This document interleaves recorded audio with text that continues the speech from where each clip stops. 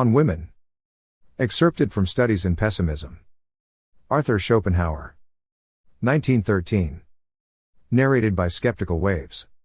Schiller's poem in honor of women, Würde der Frauen, is the result of much careful thought, and it appeals to the reader by its antithetic style and its use of contrast, but as an expression of the true praise which should be accorded to them, it is, I think, inferior to these few words of Jouys. Without women, the beginning of our life would be helpless, the middle, devoid of pleasure, and the end, of consolation. The same thing is more feelingly expressed by Byron in Sardanapalus. The very first of human life must spring from woman's breast. Your first small words are taught you from her lips. Your first tears quenched by her, and your last sighs too often breathed out in a woman's hearing. When men have shrunk from the ignoble care of watching the last hour of him who led them. Act I Scene 2. These two passages indicate the right standpoint for the appreciation of women. You need only look at the way in which she is formed, to see that woman is not meant to undergo great labor, whether of the mind or of the body. She pays the debt of life not by what she does, but by what she suffers, by the pains of childbearing and care for the child, and by submission to her husband, to whom she should be a patient and cheering companion. The keenest sorrows and joys are not for her, nor is she called upon to display a great deal of strength. The current of her life should be more gentle, peaceful and trivial than man's, without being essentially happier or unhappier. Women are directly fitted for acting as the nurses and teachers of our early childhood by the fact that they are themselves childish, frivolous and short-sighted. In a word, they are big children all their life long, a kind of intermediate stage between the child and the full-grown man, who is man in the strict sense of the word.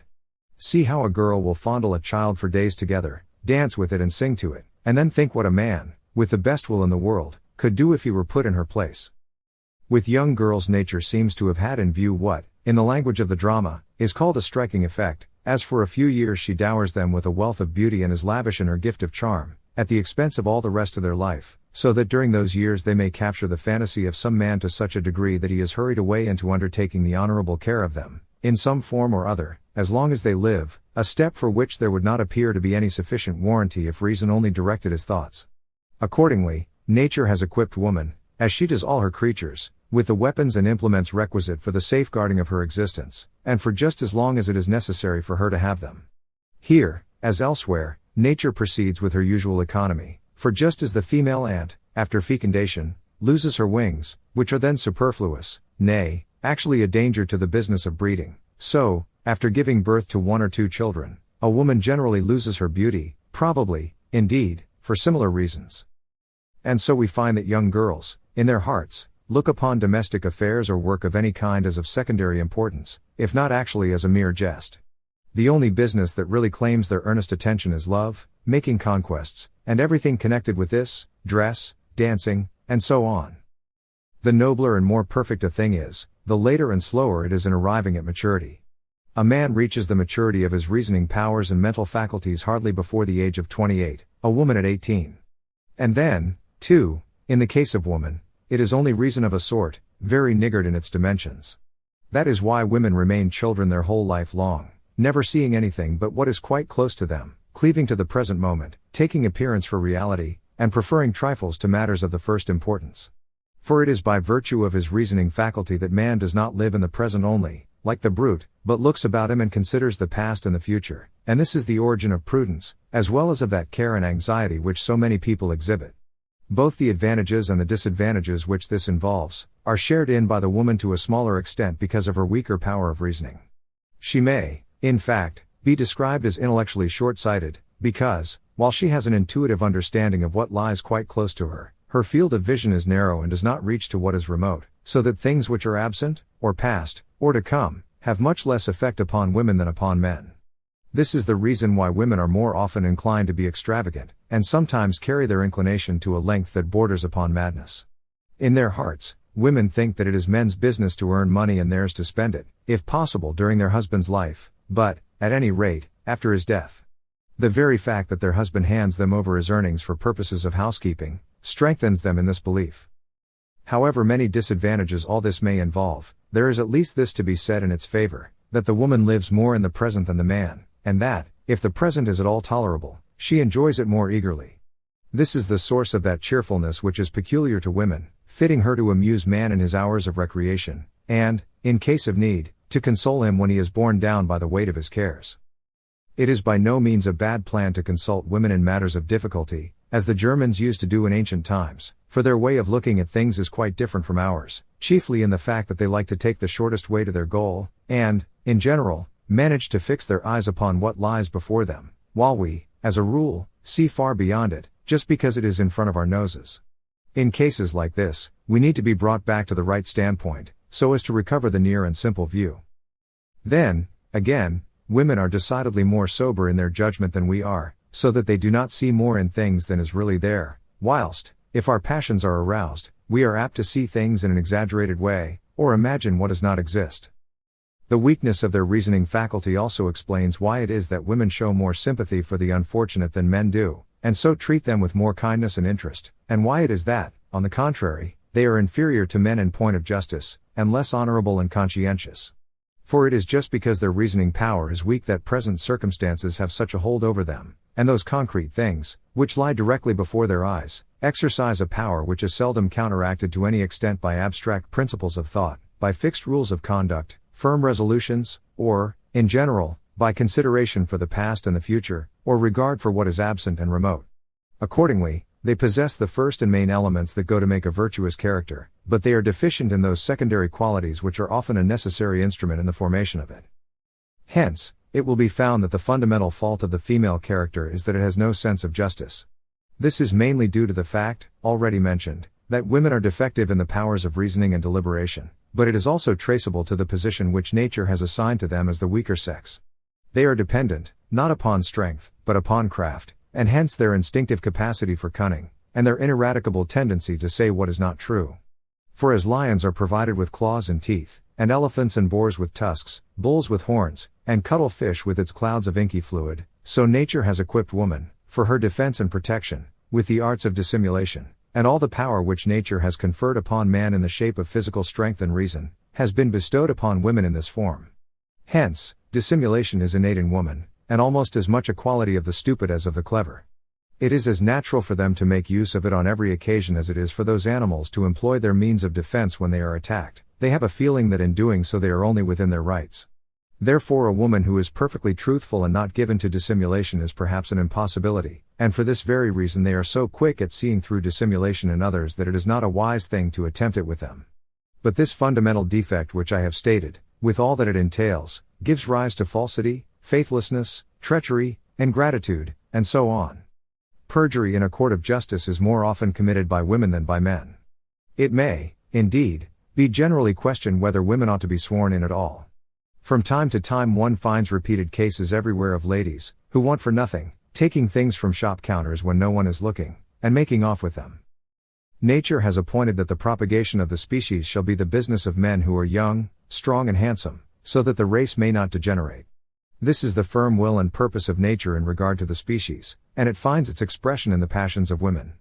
There is no law that is older or more powerful than this. Woe, then, to the man who sets up claims and interests that will conflict with it. Whatever he may say and do, they will be unmercifully crushed at the first serious encounter. For the innate rule that governs women's conduct, though it is secret and unformulated, nay, unconscious in its working, is this: we are justified in deceiving those who think they have acquired rights over the species by paying little attention to the individual, that is, to us. The Constitution and, therefore, the welfare of the species have been placed in our hands and committed to our care, through the control we obtain over the next generation, which proceeds from us. Let us discharge our duties conscientiously. But women have no abstract knowledge of this leading principle, they are conscious of it only as a concrete fact, and they have no other method of giving expression to it than the way in which they act when the opportunity arrives. And then their conscience does not trouble them so much as we fancy, for in the darkest recesses of their heart, they are aware that in committing a breach of their duty towards the individual, they have all the better fulfilled their duty towards the species, which is infinitely greater. And since women exist in the main solely for the propagation of the species, and are not destined for anything else, they live, as a rule, more for the species than for the individual, and in their hearts take the affairs of the species more seriously than those of the individual. This gives their whole life and being a certain levity. The general bent of their character is in a direction fundamentally different from that of man, and it is this to which produces that discord in married life which is so frequent, and almost the normal state. The natural feeling between men is mere indifference, but between women it is actual enmity. The reason of this is that trade jealousy, odium figulinum, which, in the case of men does not go beyond the confines of their own particular pursuit, but, with women, embraces the whole sex, since they have only one kind of business. Even when they meet in the street, women look at one another like Guelphs and Ghibellines. And it is a patent fact that when two women make first acquaintance with each other, they behave with more constraint and dissimulation than two men would show in a like case, and hence it is that an exchange of compliments between two women is a much more ridiculous proceeding than between two men. Further, whilst a man will, as a general rule, always preserve a certain amount of consideration and humanity in speaking to others, even to those who are in a very inferior position, it is intolerable to see how proudly and disdainfully a fine lady will generally behave towards one who is in a lower social rank. I do not mean a woman who is in her service, whenever she speaks to her. The reason of this may be that, with women, differences of rank are much more precarious than with us, because, while 100 considerations carry weight in our case, in theirs there is only one, namely, with which man they have found favor, as also that they stand in much nearer relations with one another than men do, in consequence of the one-sided nature of their calling. This makes them endeavor to lay stress upon differences of rank. It is only the man whose intellect is clouded by his sexual impulses that could give the name of the fair sex to that undersized, narrow-shouldered, broad-hipped, and short-legged race, for the whole beauty of the sex is bound up with this impulse. Instead of calling them beautiful, there would be more warrant for describing women as the aesthetic sex. Neither for music, nor for poetry, nor for fine art, have they really and truly any sense or susceptibility. It is a mere mockery if they make a pretense of it in order to assist their endeavor to please. Hence, as a result of this, they are incapable of taking a purely objective interest in anything, and the reason of it seems to me to be as follows. A man tries to acquire direct mastery over things, either by understanding them, or by forcing them to do his will. But a woman is always and everywhere reduced to obtaining this mastery indirectly, namely, through a man, and whatever direct mastery she may have is entirely confined to him. And so it lies in woman's nature to look upon everything only as a means for conquering man. And if she takes an interest in anything else it is simulated, a mere roundabout way of gaining her ends by coquetry, and feigning what she does not feel. Hence, even Rousseau declared, women have, in general, no love for any art, they have no proper knowledge of any, and they have no genius. No one who sees it all below the surface can have failed to remark the same thing. You need only observe the kind of attention women bestow upon a concert, an opera, or a play, the childish simplicity, for example, with which they keep on chattering during the finest passages in the greatest masterpieces. If it is true that the Greeks excluded women from their theaters, they were quite right in what they did. At any rate you would have been able to hear what was said upon the stage. In our day, besides, or in lieu of saying, let a woman keep silence in the church, it would be much to the point to say let a woman keep silence in the theater. This might, perhaps, be put up in big letters on the curtain. And you cannot expect anything else of women if you consider that the most distinguished intellects among the whole sex have never managed to produce a single achievement in the fine arts that is really great, genuine, and original, or given to the world any work of permanent value in any sphere.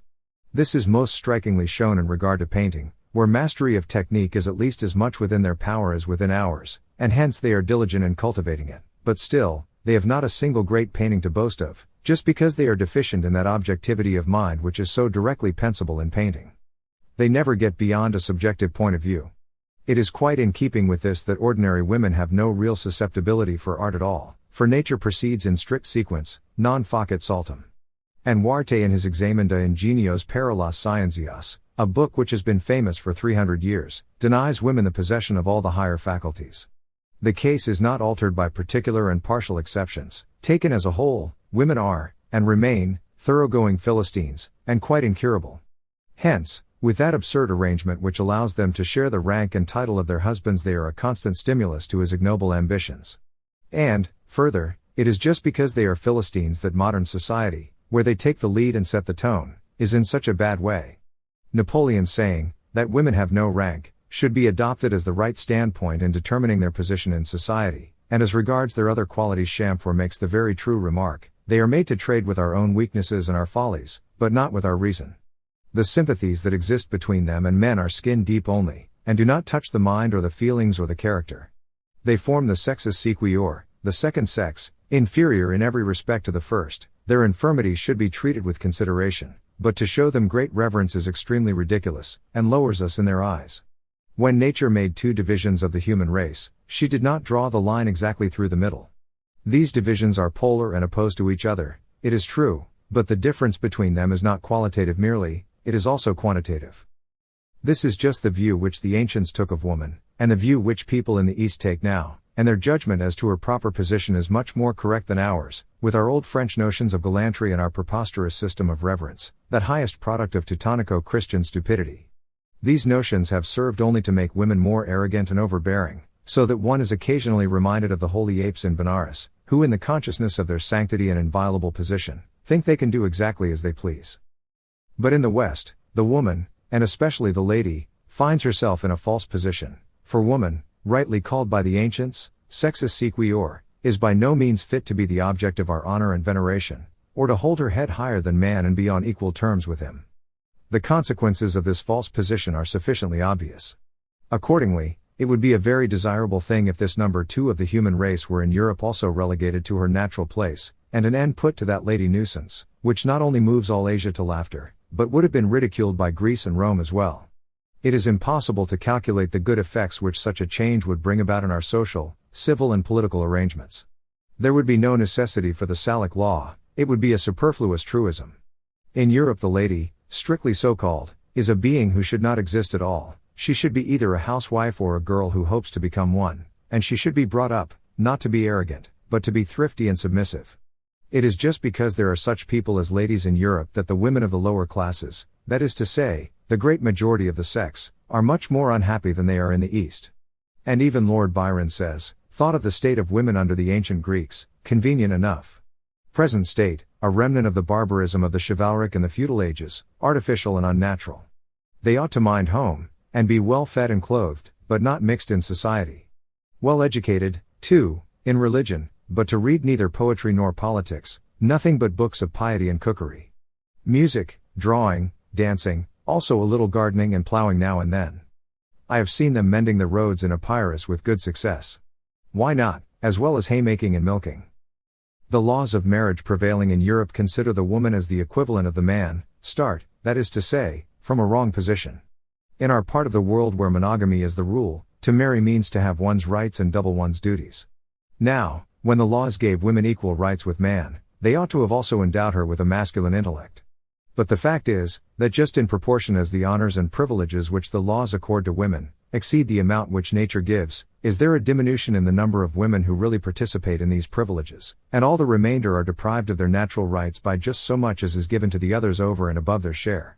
For the institution of monogamy, and the laws of marriage which it entails, bestow upon the woman an unnatural position of privilege, by considering her throughout as the full equivalent of the man, which is by no means the case, and seeing this, men who are shrewd and prudent very often scruple to make so great a sacrifice and to acquiesce in so unfair an arrangement. Consequently, whilst among polygamous nations every woman is provided for, where monogamy prevails the number of married women is limited, and there remains over a large number of women without stay or support, who, in the upper classes, vegetate as useless old maids, and in the lower succumb to hard work for which they are not suited, or else become filles de joie, whose life is as destitute of joy as it is of honor. But under the circumstances they become a necessity, and their position is openly recognized as serving the special end of warding off temptation from those women favored by fate, who have found, or may hope to find, husbands. In London alone there are 80,000 prostitutes. What are they but the women, who, under the institution of monogamy have come off worse? Theirs is a dreadful fate, they are human sacrifices offered up on the altar of monogamy. The women whose wretched position is here described are the inevitable set-off to the European lady with her arrogance and pretension. Polygamy is therefore a real benefit to the female sex if it is taken as a whole. And, from another point of view, there is no true reason why a man whose wife suffers from chronic illness, or remains barren, or has gradually become too old for him, should not take a second. The motives which induce so many people to become converts to Mormonism appear to be just those which militate against the unnatural institution of monogamy. Moreover, the bestowal of unnatural rights upon women has imposed upon them unnatural duties, and, nevertheless, a breach of these duties makes them unhappy. Let me explain. A man may often think that his social or financial position will suffer if he marries, unless he makes some brilliant alliance. His desire will then be to win a woman of his own choice under conditions other than those of marriage, such as will secure her position and that of the children. However fair, reasonable, fit and proper these conditions may be, and the woman consents by foregoing that undue amount of privilege which marriage alone can bestow, she to some extent loses her honor, because marriage is the basis of civic society, and she will lead an unhappy life, since human nature is so constituted that we pay an attention to the opinion of other people which is out of all proportion to its value. On the other hand, if she does not consent, she runs the risk either of having to be given in marriage to a man whom she does not like, or of being landed high and dry as an old maid, for the period during which she has a chance of being settled for life is very short.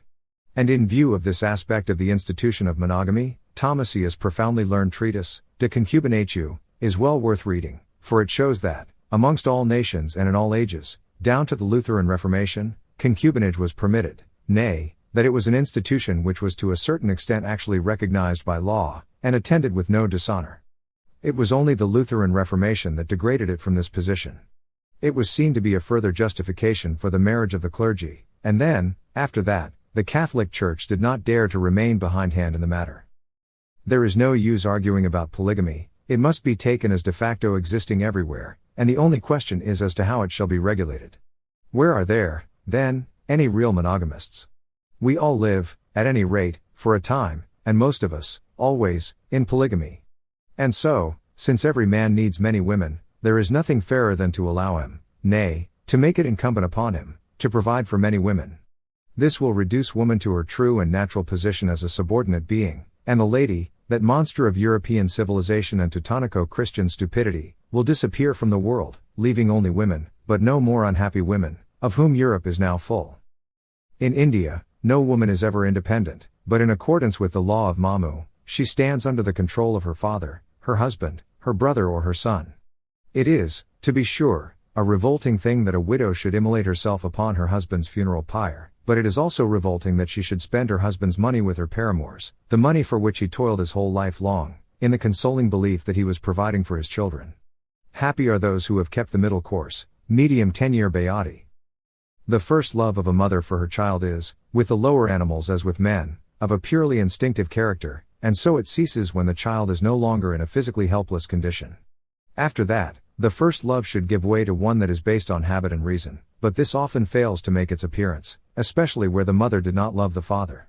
The love of a father for his child is of a different order, and more likely to last, because it has its foundation in the fact that in the child he recognizes his own inner self, that is to say, his love for it is metaphysical in its origin.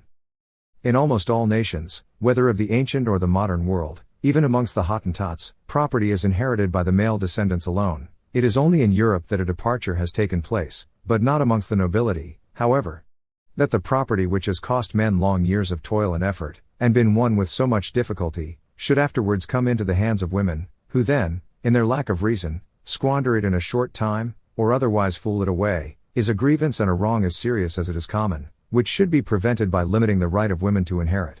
In my opinion, the best arrangement would be that by which women, whether widows or daughters, should never receive anything beyond the interest for life on property secured by mortgage, and in no case the property itself, or the capital, except where all male descendants fail. The people who make money are men, not women, and it follows from this that women are neither justified in having unconditional possession of it, nor fit persons to be entrusted with its administration. When wealth, in any true sense of the word, that is to say, funds, houses or land, is to go to them as an inheritance, they should never be allowed the free disposition of it. In their case a guardian should always be appointed, and hence they should never be given the free control of their own children, wherever it can be avoided. The vanity of women, even though it should not prove to be greater than that of men, has this much danger in it, that it takes an entirely material direction. They are vain, I mean, of their personal beauty, and then of finery, show and magnificence. That is just why they are so much in their element in society. It is this, too, which makes them so inclined to be extravagant, all the more as their reasoning power is low. Accordingly we find an ancient writer describing woman as in general of an extravagant nature, gamma upsilon nu tau sigma nu omicron lambda omicron nu sigma tau iota delta alpha pi alpha nu eta rho nu phi sigma epsilon iota. But with men vanity often takes the direction of non-material advantages, such as intellect, learning, courage. In the Politics Aristotle explains the great disadvantage which accrued to the Spartans from the fact that they conceded too much to their women, by giving them the right of inheritance and dower, and a great amount of independence, and he shows how much this contributed to Sparta's fall. May it not be the case in France that the influence of women, which went on increasing steadily from the time of Louis XIII, was to blame for that gradual corruption of the court and the government, which brought about the Revolution of 1789, of which all subsequent disturbances have been the fruit. However that may be, the false position which women occupy, demonstrated as it is, in the most glaring way, by the institution of the lady, is a fundamental defect in our social scheme, and this defect, proceeding from the very heart of it, must spread its baneful influence in all directions. That woman is by nature meant to obey may be seen by the fact that every woman who is placed in the unnatural position of complete independence, immediately attaches herself to some man, by whom she allows herself to be guided and ruled. It is because she needs a lord and master. If she is young, it will be a lover; if she is old, a priest.